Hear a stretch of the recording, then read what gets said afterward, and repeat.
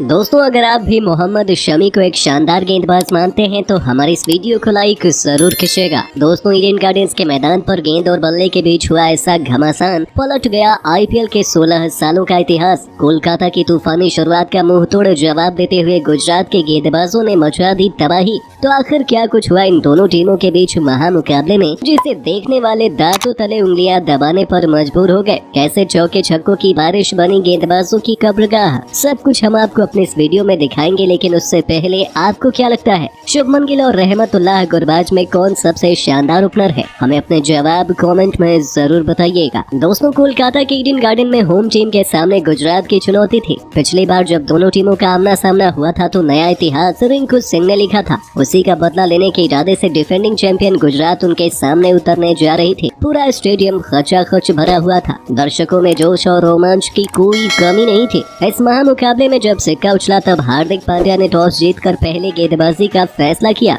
दोस्तों, झमाझम हुई बरसात के बाद कोलकाता के लिए रनों की बारिश करने के इरादे से नारायण जगदीशन के साथ रहमतुल्लाह गुरबाज की जोड़ी मैदान में उतरी थी। इन दोनों के सामने पहले ही ओवर में शमी की चुनौती थी, जिन्होंने दोनों को ज्यादा कुछ करने का मौका नहीं दिया। लेकिन दूसरे ओवर में गेंदबाजी करने आए हार्दिक को पहले ओवर की खामोशी भारी पड़ी। नारायण जगदीशन ने हार्दिक का स्वागत ही एक तूफानी चौके से कर दिया था, लेकिन ये तो तूफान के पहले की शांति थी। इस ओवर में जगदीशन ने अपने बल्ले से तबाही मचाते हुए एक नहीं दो नहीं बल्कि लगातार 3 खतरनाक चौके जड़कर गुजरात को अपने तेवर दिखाने शुरू कर दिए थे। ऐसा लगा था कि ये दोनों पावर प्ले में गुजरात की धज्जियां उड़ा देंगे। लेकिन तभी मोहम्मद शमी अपनी टीम की वापसी करवाते हैं और एक बार फिर जब हार्दिक ने मोहम्मद शमी को गेंदबाजी आक्रमण पर लगाया तो शमी ने तूफानी अंदाज में बल्लेबाजी कर रहे जगदीशन को अपने जाल में फंसा लिया। जी हाँ दोस्तों, शमी को भी बड़ा शॉट लगाने के प्रयास में जगदीशन LBW आउट हो गए और गुजरात को बहुत जल्द अपनी पहली सफलता मिल गई। ये बल्लेबाज 15 गेंदों पर 4 चौके की बदौलत 19 रन बनाकर वापस लौट गया। पहले विकेट के बाद जहां ईडन गार्डन में सन्नाटा था तो गुजरात अब कोलकाता पर शिकंजा कसना चाहती थी। लेकिन उनके इन सभी इरादों पर पानी फेरने के लिए मैदान में आ चुके थे लॉर्ड शार्दुल ठाकुर। तो वहीं दूसरे छोर पर खड़े रहमतुल्लाह गुरबाज ने भी अपना आक्रामक अंदाज अपनाना शुरू कर दिया। जैसे ही गेंदबाजी में हार्दिक पांड्या दोबारा वापसी करते हैं, उनके परखच्चे उड़ाते हुए इस बल्लेबाज ने एक नहीं बल्कि लगातार 2 ऐसे भयंकर छक्के जड़े, जिन्हें देखकर तो गेंदबाज के साथ साथ पूरे गुजरात के पसीने छूट गए थे।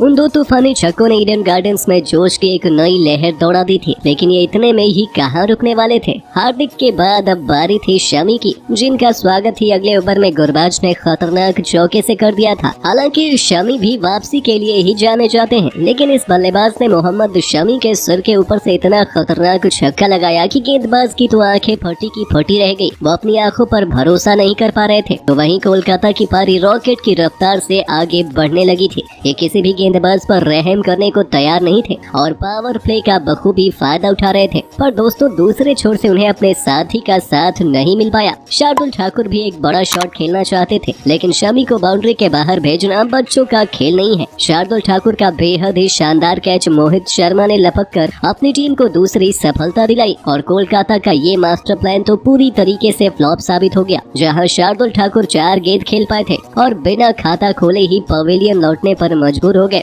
उनके आउट होने के बाद बल्लेबाजी करने आए थे वेंकटेश। जी हाँ दोस्तों, रहमतुल्लाह गुरबाज तो रुकने का नाम नहीं ले रहे थे। पावर प्ले के अंतिम ओवर में गेंदबाजी करने आए थे उनके हमवतन खिलाड़ी राशिद खान और इस गेंदबाज को भी रिमांड पर लेते हुए रहमतुल्लाह गुरबाज ने उनके सिर के ऊपर से एक तूफानी छक्का जड़ा तो फिर एक खतरनाक चौका जड़कर अपनी टीम को 61 रनों के पार पहुंचा दिया। पूरा स्टेडियम कोलकाता कोलकाता के नारों से गूंज रहा था। तो वहीं गुजरात किसी भी कीमत पर इस बल्लेबाज का विकेट चटकाना चाहती थी। लेकिन दोस्तों, उनका हर एक प्लान फ्लॉप साबित हो रहा था। यहाँ तक कि हार्दिक के सबसे भरोसेमंद गेंदबाज राशिद करामाती खान भी रहमतुल्लाह गुरबाज के सामने बेबस नजर आ रहे थे। वो बहुत तेजी से अपने अर्धशतक की तरफ बढ़ रहे थे। तो वहीं 8 ओवरों में कोलकाता ने 75 रन बना लिए थे। ये दोनों शानदार बल्लेबाजी कर रहे थे। वहीं इनके बाद भी आंद्रे रसेल से 200 रन बनाकर गुजरात को एक कड़ी चुनौती दे सकती है। वैसे दोस्तों, आपको क्या लगता है, गुजरात और कोलकाता में कौन सी टीम प्लेऑफ में क्वालिफाई करने वाली है? हमें अपने जवाब कमेंट में जरूर बताइए।